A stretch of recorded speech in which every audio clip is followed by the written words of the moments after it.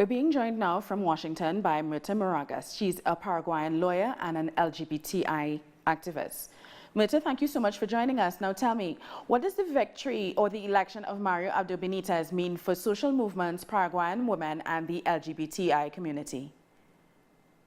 Well, it means a big backlash because, as the report correctly explained, Paraguay is a very conservative country. We face a lot of challenges in terms of women's rights and LGBT rights. For example, in Paraguay, one woman is victim of femicide each week, and also we don't have real public policies regarding sexual rights and reproductive rights. Abortion is penalized almost in each case, and 2 girls give birth every day in Paraguay, and we don't have public policies to address these issues.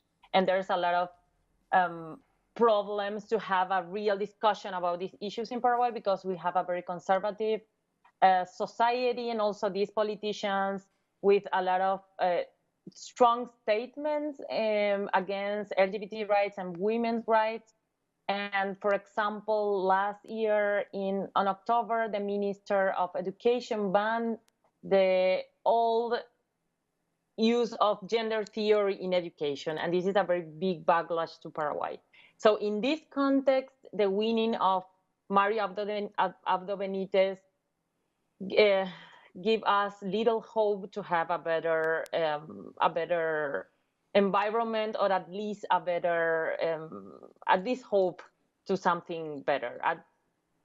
Now, I understand that the elected president has said that the sons of single mothers should be drafted into the military I guess the military is supposed to give them the male attention that he seems to feel is very necessary. How do you and other feminist movements plan to address this sort of thinking from the new president? And how difficult is it for women groups and activist groups to actually function in Paraguay with this sort of new conservative thinking? Those kind of statements are like the best example of what is the mindset of this. It's gonna be the mindset of this government, because at the end he sometimes tries to say that he has democratic credentials, but at the same time he is vindicated first his father's memory and also the dictatorship itself. So this statement about single mother sons is just one other piece in this big picture of the vindication of militarism, the vindication of a country that has a lot of challenges in terms of discrimination. For example, we don't have a general law against discrimination, so LGBT people and a lot of other people discriminated in Paraguay lack mechanism to make a complaint and to have the redress. Hello, Mirta. Are you hearing me? And also, for example, say that, yeah. Okay, so we kind of lost you a little bit, but I wanted to ask you another question. The margin of Abdo's victory was actually one of the smallest we've seen in a presidential election in Paraguay for decades. Does this give greater strength to the opposition and to social movements in Paraguay? Because, you know, there's probably the implication that the people don't support him as much as he thinks they should.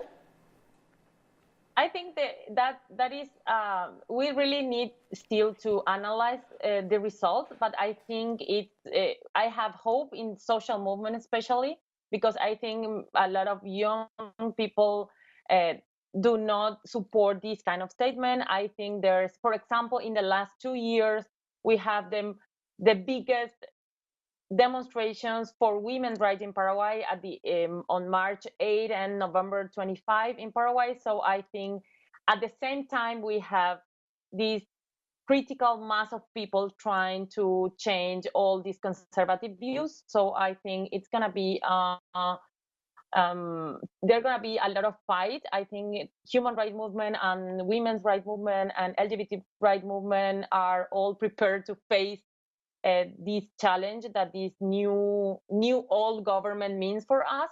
but I think we are ready to continue fighting, which is something that we have done the entire transition in Paraguay. Thank you so much, Mirta Moragas, for talking to us. She is a human rights attorney based in Washington. She's a Paraguayan lawyer, actually, and an LGBTI activist.